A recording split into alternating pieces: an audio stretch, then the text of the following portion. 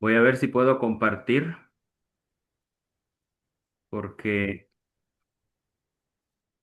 ¿están viendo el texto? Sí se mira, hermano. Es que no tengo a mi hija aquí a la Sí, te mano, mira, hermano. ¿sí? Sí, sí, ya estamos viendo el Word. La crítica bíblica y la arqueología bíblica. Sí, es correcto. Sí. Ok, es el tema que vamos a desarrollar el día de hoy. Es importante entender también esta temática, es parte de el tema de bibliología. Quizás sea muy repetitivo, pero al inicio de cada clase, pero quiero nuevamente puntualizar. Estamos desarrollando este curso en base a la definición teológica que dimos al principio de lo que es bibliología. Dijimos que la bibliología es el estudio de la Biblia como libro santo o como libro sagrado a partir de su inspiración, su revelación, su formación, sus contextos y sus estructuras. Seguimos en la línea de lo que es la preservación y, y la transmisión. Y hoy vamos a ver el tema de lo que es la crítica bíblica y la arqueología bíblica, porque es importante meternos en esa temática.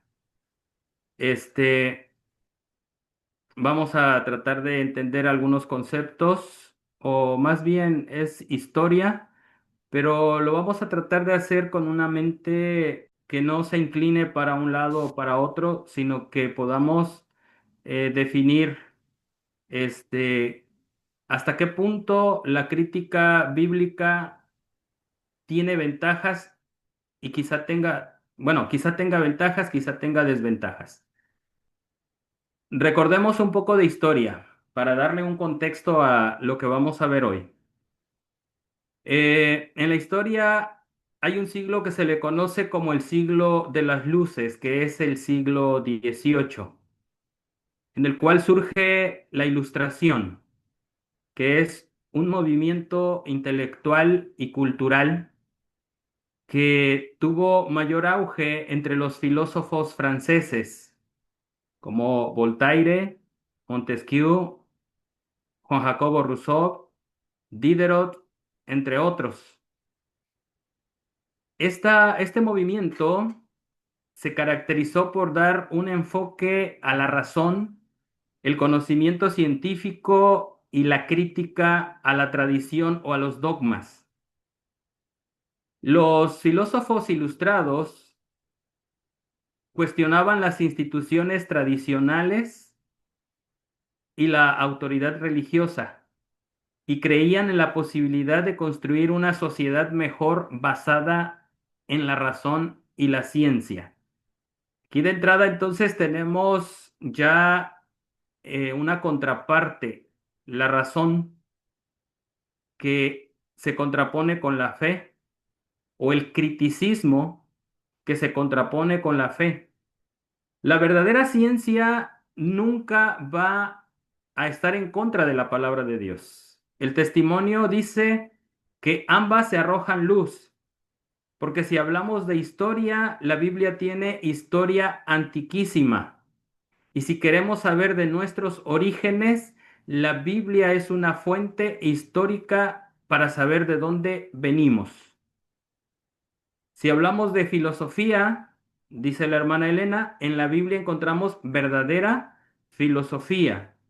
Si hablamos de cualquier otra área de conocimiento, el verdadero conocimiento, cualquier área de conocimiento verdadero, tiene también su base en la palabra de Dios.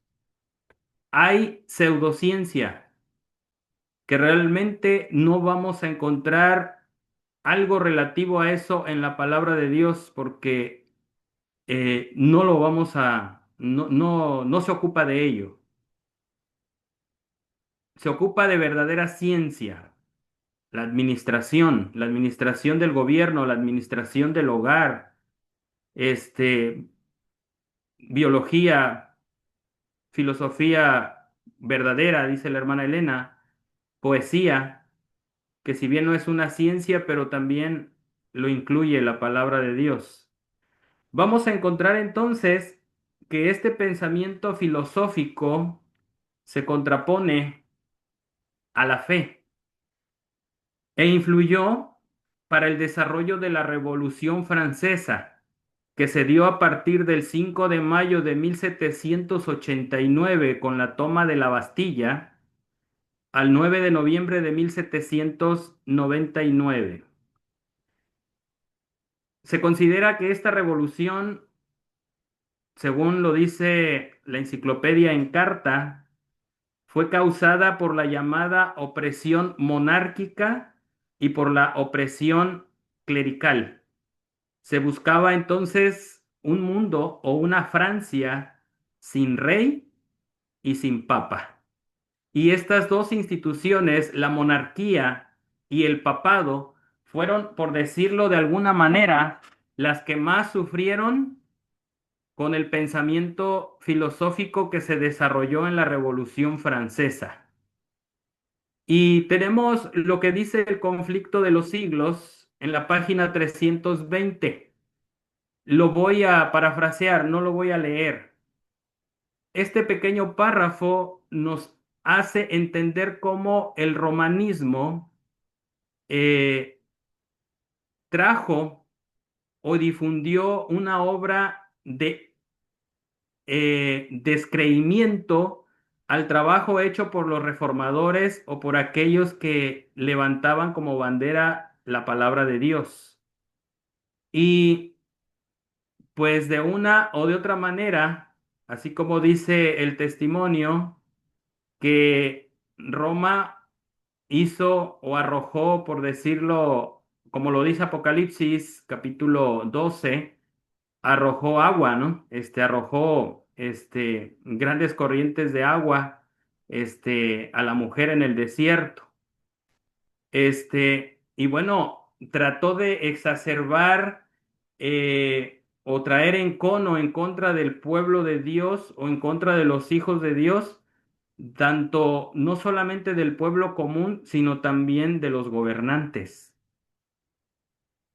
Eh, el conflicto de los siglos dice que la condición política, social y religiosa que prevaleció en Francia y que lo empujó a la ruina fue provocada por la política de Roma. Algunos autores, dice la hermana Elena, admiten que de esos excesos que se dieron en la Revolución Francesa, se puede hacer culpable a los responsables que estaban en el trono y a la iglesia misma. En otras palabras, se le atribuyen a la iglesia. La iglesia romana trajo esto. Ustedes han escuchado cuando se quiere cambiar una cosmovisión, por decirlo de alguna manera. Tú tienes la tesis, tienes una antítesis, las friccionas y como resultado tienes este, eh, un nuevo resultado, tesis, antitesis y te das como resultado una Hipótesis. síntesis, un cambio de paradigmas. Y ahora se proponía, a través de la Revolución Francesa, hacer cambiar esto. Y surge lo que nosotros conocemos en la actualidad como el ateísmo moderno. Tenemos los resultados funestos de la Revolución Francesa o de la Ilustración, las ideologías actuales. Eh, Posterior a la Revolución Francesa podemos ver ese pensamiento de libertad que inundó a América Latina. La independencia de México y la de los países de América Latina fueron impulsadas más por el pensamiento de la Ilustración en Francia y se difundió a todo el mundo prácticamente. Entonces, podemos ver el trabajo que se realizó a través de este poder o a través de este país que ha traído consecuencias funestas en relación a ideologías, partidos políticos, este, am, sindicatos y sectores que son manipulados ahora para cumplir propósitos mezquinos. La guerra, leo en el conflicto de los siglos, página 326. La guerra contra la Biblia inició una era conocida en la historia como el reinado del terror, y eso lo pueden leer en la historia universal, que fueron aproximadamente 11 meses de 1793 a 1794. La paz y la dicha fueron desterrados de todos los hogares y de todos los corazones. Todo mundo sospechaba de todo mundo, como ocurrió en el año 70 entre los judíos.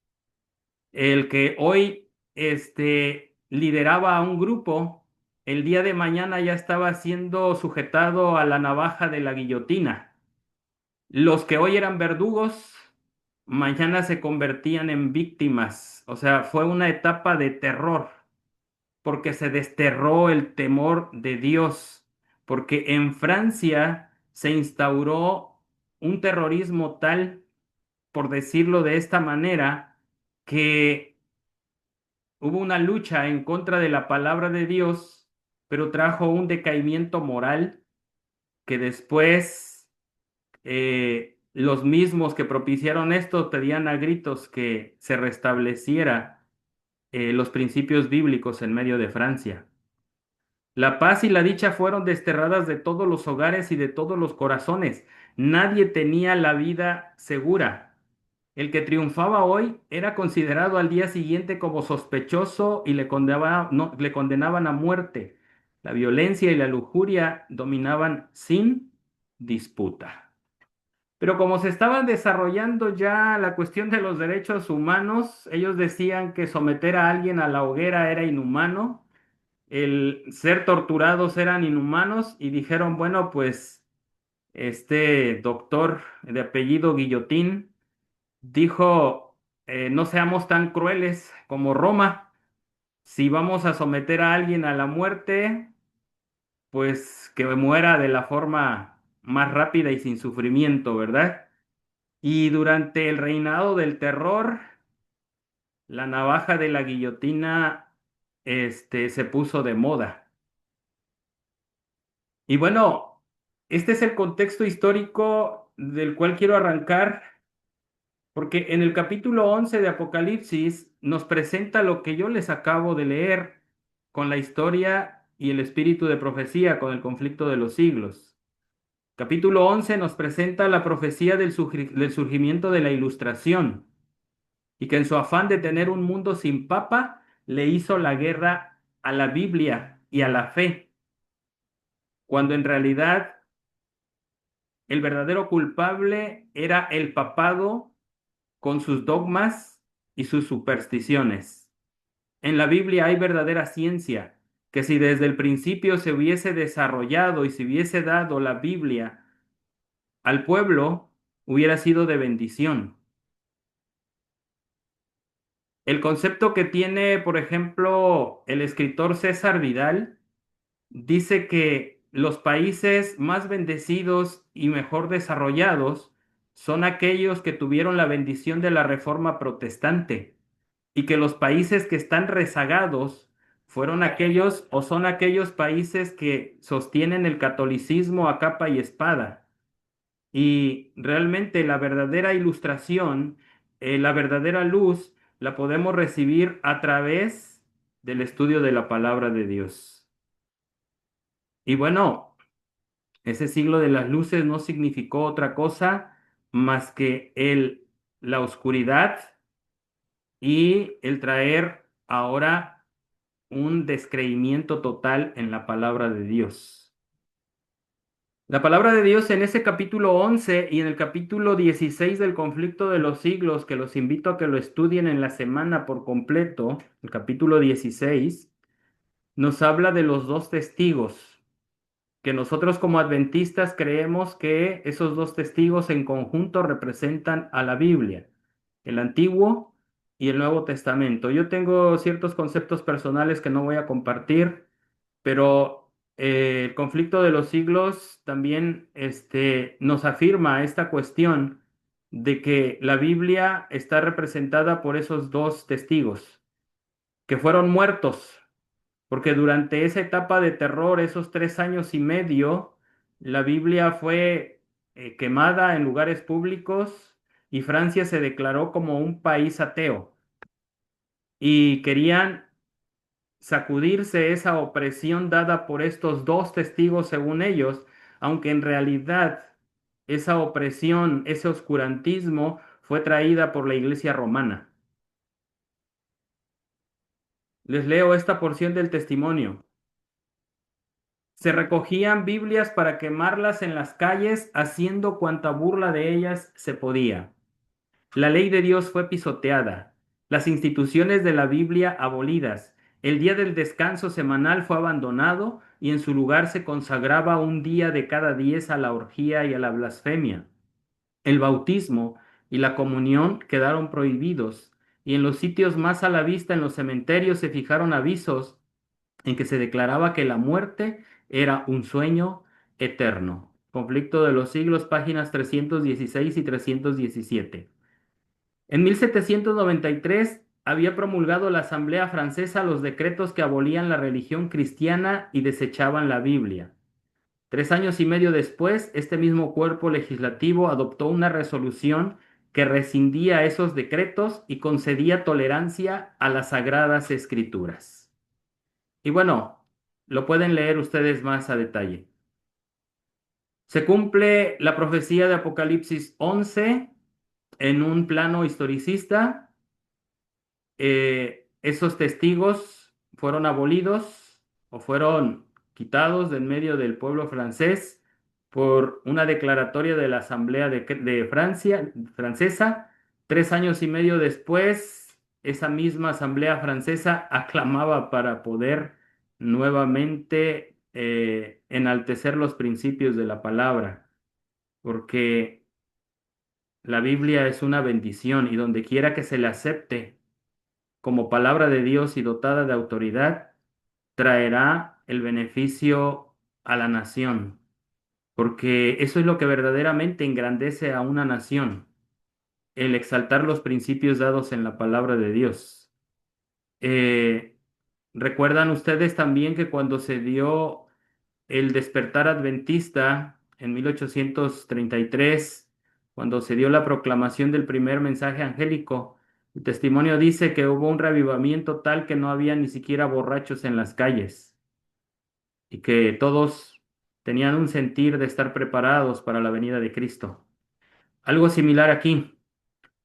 Eh, Los gobiernos incitados por Roma no podían comprender que lo mejor que se le podía dar al pueblo era la palabra de Dios para que viviera conforme a los principios definidos en ellos, porque eso es lo que engrandece a una nación, el aplicar los principios divinos.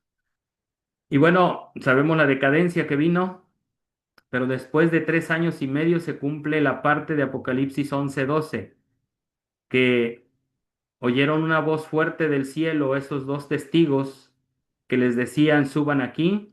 Ellos subieron al cielo en una nube a la vista de todos sus enemigos.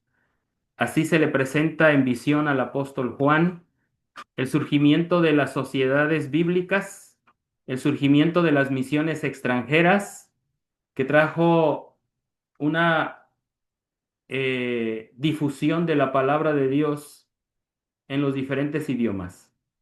Si en 1804, cuando fue creada la primera sociedad bíblica, que es la Sociedad Bíblica Británica y Extranjera, la Biblia circulaba de manera limitada y estaba traducida solamente a 50 idiomas, ahora nosotros en la clase pasada compartimos que al 2023 eran 730 idiomas a los cuales había sido traducido toda la Biblia y muchas más porciones de la Biblia a otros lenguajes, que abarcaban a 5.900 millones de habitantes haber alcanzado en su idioma, pero que restan alrededor de 2.100 habitantes que sean alcanzados con la palabra de Dios en su propio idioma.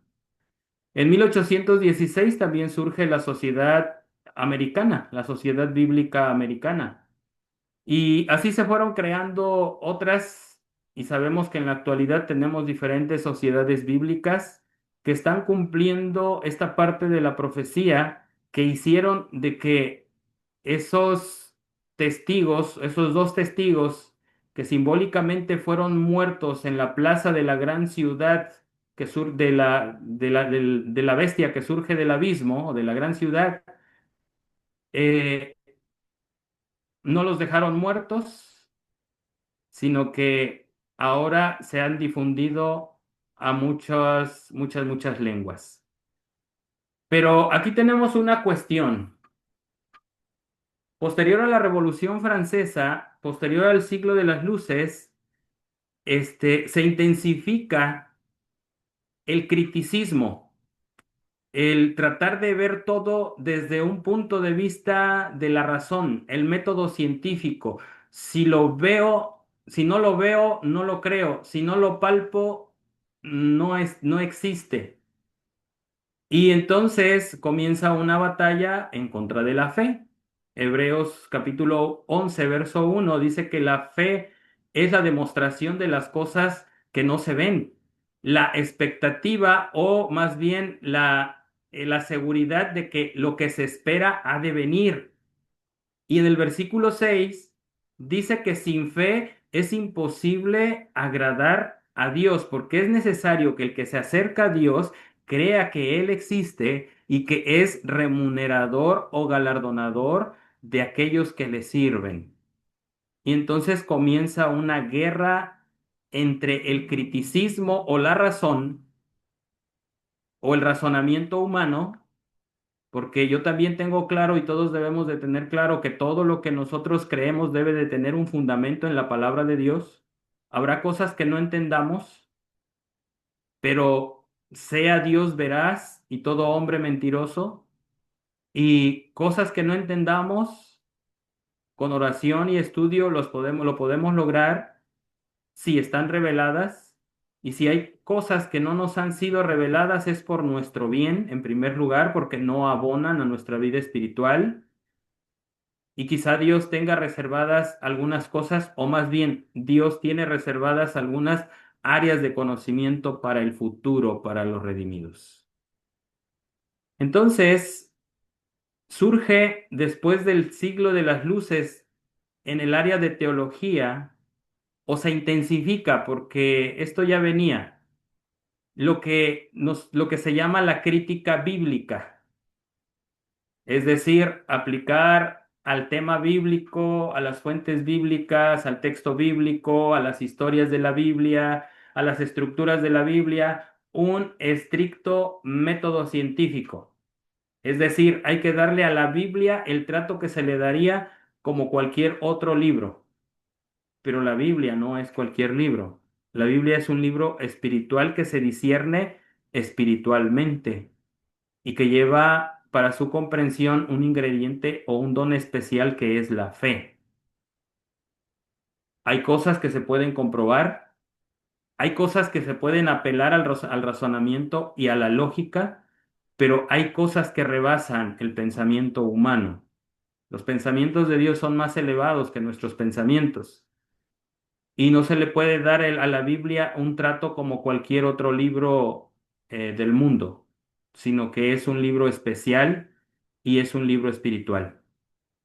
Entonces, en la crítica bíblica específicamente hay dos ramas, entre otras, que se llama la alta crítica y la crítica textual. A la crítica textual también se le llama baja crítica. Y esto se intensifica después de la Revolución Francesa. La alta crítica sobre todo. La crítica textual se vino desarrollando al paso de los siglos porque siempre se procuraba tener el mejor texto bíblico, y eso lo podemos ver aún desde el tiempo de antes de Cristo, cuando se compara la Septuaginta con el Pentateuco samaritano o con los textos judíos y las discrepancias que había en ellos y las discrepancias que aún prevalecen. Ese es el trabajo de la crítica textual. Al parecer, el trabajo de la crítica textual puede ser benéfico y menos dañino que el de la alta crítica, porque realmente la alta crítica ha traído, en lugar de traer bendición, trae descreimiento en la palabra de Dios. Por eso pongo entre comillas que estas áreas han traído avances. O sea, yo les daría, yo lo analizaría más con detenimiento, yo.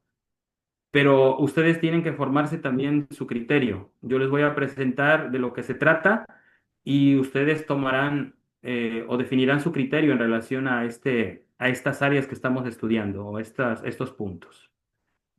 La alta crítica. Lo que más se destaca de la alta crítica es la crítica histórica. También se habla de la crítica de las formas de la Biblia, la crítica de la transmisión, la crítica de los autores, etcétera. Pero lo que más resalta cuando hablamos de la alta crítica es la crítica histórica.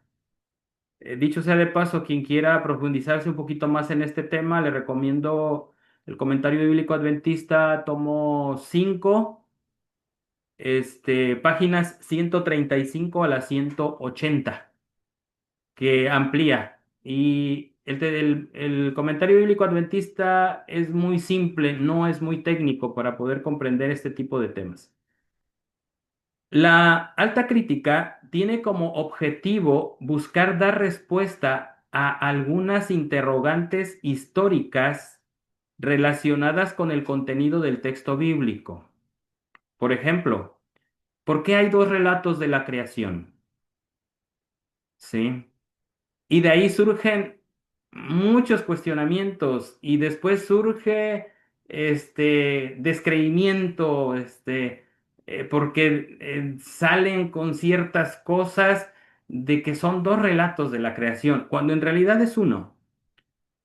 El que llaman ellos como primer relato, pues es un panorama general. Y lo que llaman ellos el segundo relato, pues está relacionado específicamente con la creación del hombre y el hogar que Dios le dio al hombre. Así de sencillo es explicar la palabra de Dios. Pero los críticos se van más allá y encuentran cuestiones o cuestionamientos en donde no los hay. También la alta crítica surge a partir de cuestionamientos hechos a la palabra como el por qué hay discrepancias en la estructura literaria de algunos libros. Por ejemplo, el libro de Isaías, que dicen que hay una gran diferencia entre el capítulo 1 y el capítulo 39 de Isaías y el capítulo 40 y el capítulo 66, a tal grado que se habla de dos Isaías. Isaías el Isaías primero y un deutero Isaías o un segundo a Isaías. Y esto fue lo que trajo la alta crítica. Y hay quienes creen estas afirmaciones. Hace como 2 meses alguien me platicaba que en cierta asociación, que no voy a decir cuál, un hermano se plantó muy elocuente y muy seguro, pues de que el libro de Isaías había sido escrito por dos Isaías y eso fue lo que le transmitió a la iglesia, no como una teoría de la alta crítica, sino como algo que ya estaba por sentado. Pero nosotros como adventistas creemos en la unidad del libro de Isaías, desde el capítulo 1 hasta el capítulo 66. Y lo confirma la palabra de Dios. El Señor Jesús cita a Isaías tanto de sus capítulos primeros como de sus últimos capítulos y no dice el primer Isaías y el segundo Isaías. Los apóstoles al citar a Isaías no hacen ninguna diferencia. Ellos simplemente citan a Isaías sin hablar de un primero o segundo Isaías, porque realmente estamos hablando de un solo Isaías que se presenta en el capítulo 1, versículo 1. ¿Sí? Y pues puede haber diferencias literarias, sí, porque Isaías, si ustedes lo leen en sus primeros capítulos, era muy intenso. Se veía que era muy celoso, pero que no refrenaba a veces su celo, ¿verdad? Pero a partir del capítulo 6, él es tocado con un carbón encendido del altar Y pueden ustedes ver el cambio en Isaías. Es más, Isaías es más un poeta. Se considera que el capítulo 5 de la viña del amado por su iglesia o por su pueblo es realmente una canción, es un poema. Y la mayor parte del libro del profeta Isaías está escrito en poesía, sobre todo más bien el capítulo 40 al capítulo 66. O sea, simplemente en los primeros capítulos del 1 al 39 hay una variante entre prosa y poesía, mientras que del capítulo 40 al 66, en su mayoría o mayoritariamente o casi totalmente, es poesía del capítulo 40 al 66. Entonces, quienes quieren encontrar lo que no hay, tienen manera, de hacerlo. Pero cuando, como dice San Juan capítulo 7 verso 17, el que quiere hacer la voluntad de Dios sabrá si la doctrina viene de él, o hablando de Jesús, decía él, si viene de mí, si hablo de mí mismo o si viene de Dios. Lo mismo pasa aquí. El que quiere saber la voluntad de Dios no andará escudriñando en cuestiones que no se deben, sino que con un corazón humilde tendrá primero que poner su corazón en armonía con Dios y su voluntad sujeta a la voluntad de Dios. Dicho sea de paso, que estamos hablando de Isaías, ustedes se dan cuenta en los últimos capítulos donde se habla, esa famosa expresión de que no habrá varón que no cumpla sus días, o que el niño que el pecador de 100 años, eh,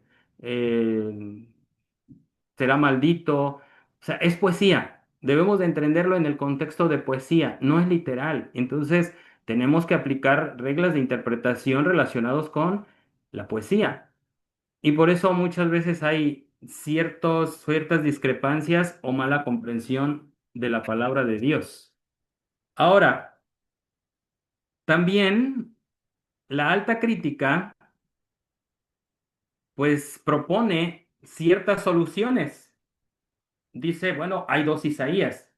Dice, porque a final de cuentas, si hablamos de Isaías 45, ¿cómo Isaías va a ponerle nombre a Ciro mucho antes? Eso quiere decir que el Deutero Isaías se escribió ya cuando ese acontecimiento había pasado, pero ignoran lo que en el mismo libro del profeta Isaías dice: ¿quién es como yo? ¿Quién es como Jehová que puede predecir lo que va a ocurrir en el futuro?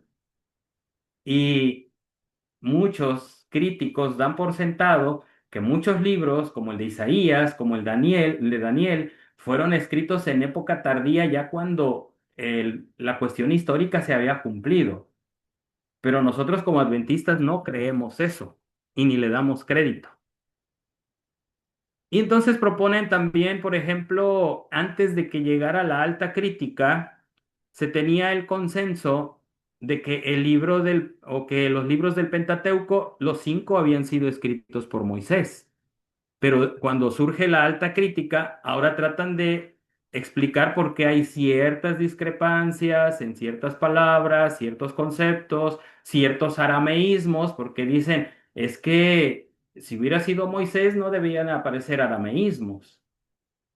Este, y entonces hablan de diferentes autores en épocas tardías, en el tiempo de los macabeos, en épocas ya muy distantes de cuando vivió Moisés. Pero hay una unidad literaria en todo el Pentateuco. Si ustedes se dan cuenta, desde dónde arranca Génesis y dónde termina. Génesis termina con la muerte de José y con la promesa de liberación. Y por eso les hace jurar a sus hermanos que cuando se cumpla esa promesa, cuando Jehová los visitara, pues se llevaran sus restos, sus huesos. Y Éxodo comienza con esa temática de la liberación. Éxodo termina con el levantamiento del santuario, que es el último capítulo, y la gloria de Jehová se manifiesta en el tabernáculo que levantó Moisés. Y como ya se levantó el tabernáculo, ahora necesitamos las reglas del tabernáculo y por eso tenemos el libro de Levítico. Y bueno, podemos ver una continuidad literaria. Y como hay quienes tienen que servir en el santuario, pues ahora tenemos el libro de números que nos indica quiénes serán los servidores del santuario y cómo se ejecutó esa acción de los censos para hacer una redención de primogénitos para que los levitas ahora pudieran servir en el santuario. Y pues Deuteronomio son los últimos discursos de Moisés que se dieron en aproximadamente un mes, de acuerdo a lo que dicen los expertos. Algunos dicen que fueron 3 discursos, otros dicen que fueron 4, dicen que fueron 5, dependiendo cómo se haga la división, y relata la muerte de Moisés. Y dicen, ¿cómo Moisés pudo haber escrito su propia muerte? Es obvio y es lógico que Moisés no escribió, sí, sí escribió cuando Dios le dijo sube al monte Nebo, pero ya los detalles de su muerte no. Y entonces algunos comentan y dicen, es lógico pensar que alguien agregó la última parte como apéndice y bien pudo haber sido Josué o bien pudo haber sido el sumo sacerdote Eleazar. Y suena lógica la respuesta. Y como no sabemos si realmente eso fue, pues entonces entra la cuestión de la fe.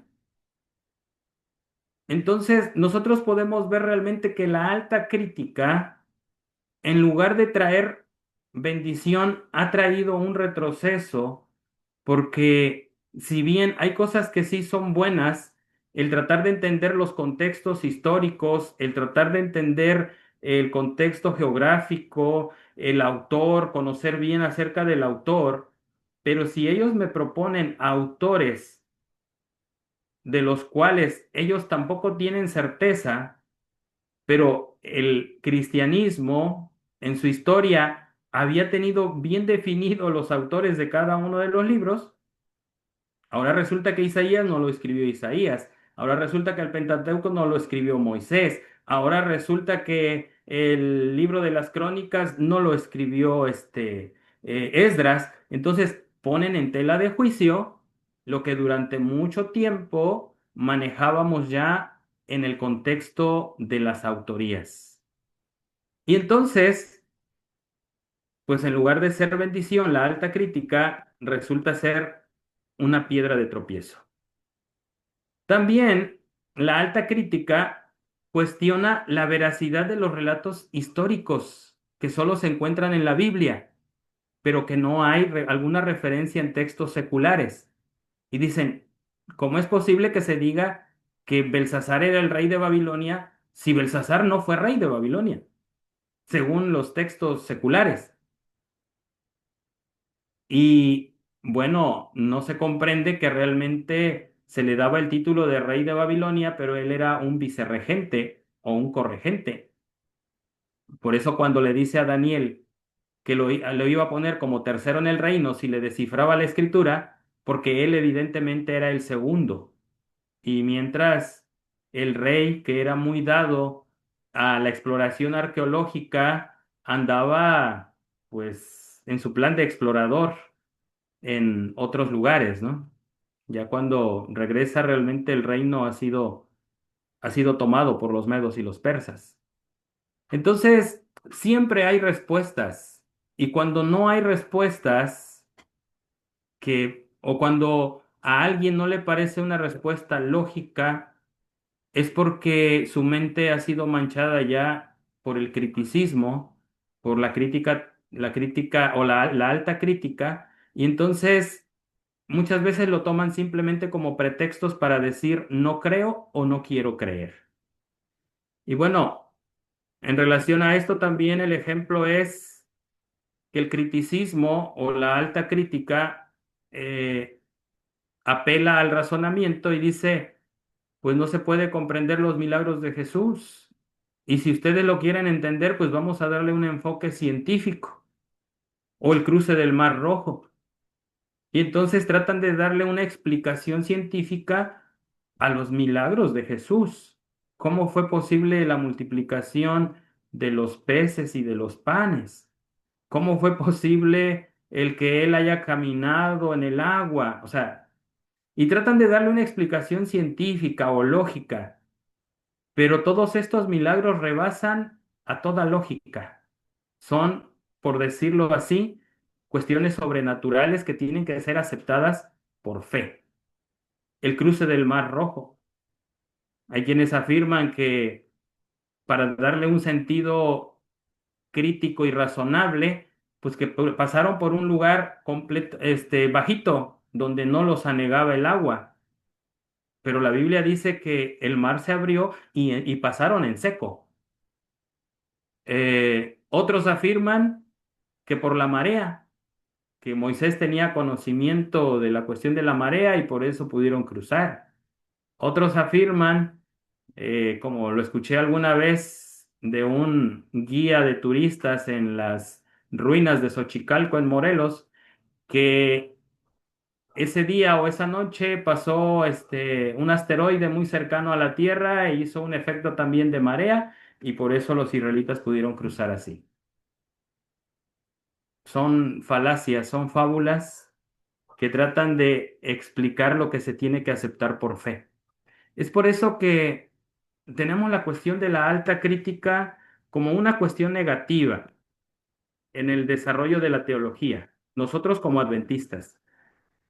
Ahora, ¿qué escribió Elena de White en relación a la alta crítica?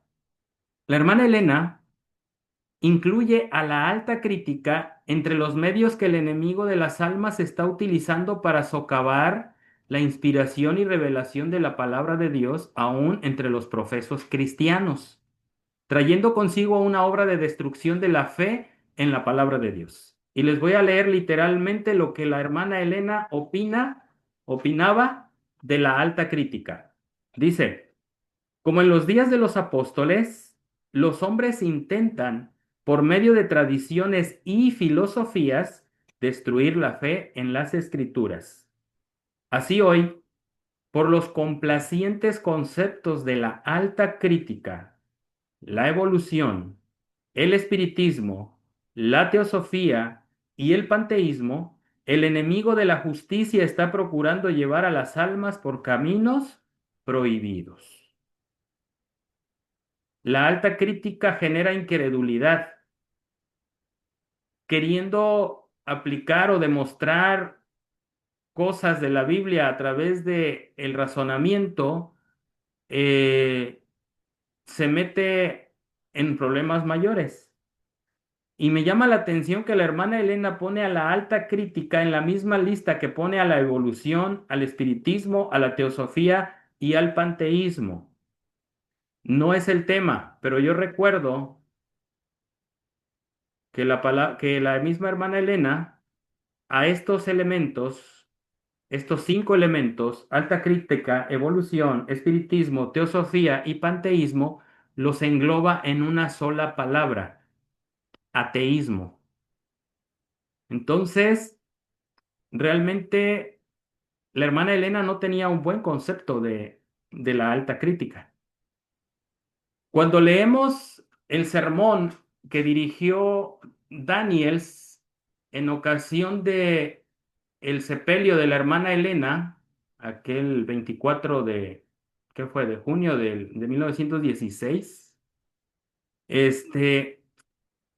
pone énfasis en esto, Daniels. Dice, fue una escritora muy prolífica que nunca hizo uso de los conceptos actuales de la alta crítica ni de la teología actual. Entonces, realmente los adventistas, incluso el comentario bíblico adventista, cuando habla de la alta crítica, habla del peligro de la alta crítica y de algunos conceptos que el comentario bíblico adventista no comparte con la alta crítica. Pero a veces hay cosas que se enseñan, no estoy hablando en nuestro medio, pero sí en el cristianismo, o en el protestantismo, pues que lo dan por sentado. Hay quienes ya afirman que hubo dos Isaías. Hay quienes afirman que el Daniel, el autor del libro de Daniel, no fue Daniel el profeta, sino un escritor tardío. Y a veces eso se escucha de algunos púlpitos, no de los nuestros, pero sí de algunos púlpitos de otras denominaciones. Y dice más adelante que estos conceptos de la alta crítica, dice, la obra de la alta crítica, al criticar, suena redundante, pero cuando dice la palabra criticar no habla de lo que el concepto que tenemos de crítica, sino habla del concepto de buscar a todo una explicación razonable, aplicándole el método científico, por decirlo de alguna manera. La obra de la alta crítica, al criticar, conjeturar y reconstruir, está destruyendo la fe en la Biblia como revelación divina. ¿Qué es lo que empezó a destruir la alta crítica? La fe en la Biblia, su revelación, su inspiración. Está privando a la palabra de Dios del poder de guiar, levantar e inspirar las vidas humanas. Hechos de los Apóstoles, página 378. ¿Sí? Por lo tanto, debemos nosotros comprender el trabajo de la alta crítica. ¿Sí? Entonces, eh, apliquemos fe, una fe fundamentada. Si la Biblia me dice que el mar rojo se abrió, amén, el mar rojo se abrió, no lo voy a poder explicar con la lógica porque va en contra de toda lógica, lo único es la manifestación del poder de Dios. Porque aquel que habló, o por la fe también comprendemos que el universo fue constituido solamente por la palabra de Dios, de manera que lo que se ve llegó a existir de lo que no se veía. Si Dios pudo hacer cosas tan maravillosas, ¿qué no podrá abrir un mar? ¿Acaso no podrá abrir un río Jordán? Entonces, lo enfocamos a la fe. Dice en Ministerio de Curación, página 101, ¿cuál es la condición del mundo hoy? ¿No está la fe en la Biblia tan efectivamente destruida por la alta crítica y la especulación moderna como lo fue por la tradición y el rabinismo en los días de Cristo? ¿A qué altura pone la alta crítica la hermana Elena? A las especulaciones rabínicas también, a la tradición rabínica o a las tradiciones humanas, que lo único que han traído es incredulidad. Por eso el Señor Jesús dice, cuando el Hijo del Hombre vuelva a la tierra, ¿hallará fe? Entonces, vemos realmente el trabajo que está haciendo el ateísmo en general y una rama de la teología que se llama, o la crítica bíblica, específicamente en relación a la alta crítica, lo que también está trayendo entre el mundo cristiano. Cierro con la educación, página 227. Dice, hasta el estudio de la Biblia, según se lo enfoca con demasiada frecuencia en las escuelas, priva al mundo del tesoro inapreciable de la palabra de Dios. Está hablando de la enseñanza de la Biblia en las escuelas, en la enseñanza teológica que atenta en contra de la fe. Aquí está hablando también en relación al contexto de las escuelas adventistas de aquel entonces, en el cual pues pide que no se enseñen teorías humanas, ¿no? Y lo hace en ese contexto, en del que estoy citando la educación 227. Dice, la obra de la alta crítica, al disecar, conjeturar y reconstruir, está destruyendo la fe en la Biblia como revelación divina y está privando a la palabra de Dios del poder de regir, elevar e inspirar las vidas humanas. Prácticamente lo mismo de Hechos de los Apóstoles, página 378. ¿Sí? En otras palabras, está disecando la fe. Conjeturan, tratan de explicar lo que Dios lo ha dejado a la fe y tratan de reconstruir. Y bueno, ponen en tela de juicio, ¿sí? Dicen, ¿acaso Nínive era tan grande como se dice? ¿Acaso puede haber una ciudad tan grande que le llevó 3 días de recorrerlo, o 3 días de camino a Jonás para recorrerla? Bueno, al rato vamos a ver en relación a la arqueología bíblica que sí, que Nínive era, de acuerdo al descubrimiento arqueológico, una ciudad sobremanera grande para su tiempo. Dicen, ¿existió el diluvio? El diluvio, al parecer, es una colección o una recopilación tardía de los escritores bíblicos, de lo que escribieron otras culturas, de lo que escribieron los babilonios, de lo que escribieron los mayas, de lo que escribieron los incas. ¿Y por qué no se puede comprender que todos vivieron un diluvio y que cada quien lo cuenta desde su óptica, que es lo más razonable, ¿verdad? Entonces, es lo que ha traído hasta cierto punto la alta crítica, que en lugar de abonar, ha ido menoscabando. Y es un tema importante porque muchas veces, cuando nosotros leemos, por ejemplo, el comentario bíblico adventista, dice, les da textos como la alta crítica o la crítica textual. Entonces, es para que entendamos algunas cosas cuando estamos investigando. Y la otra, este, podamos nosotros ver que muchas veces el comentario bíblico adventista, si bien no congenia con los conceptos de la alta crítica, nos da ciertas referencias de lo que cree la alta crítica como conceptos adicionales, porque no faltará aquellos que se dicen ser teólogos o aquellos que sí creen en los conceptos de la alta crítica para poder refutarnos algunos conceptos básicos de la palabra de Dios. Eh, Vamos a concluir esta parte para cortar el video.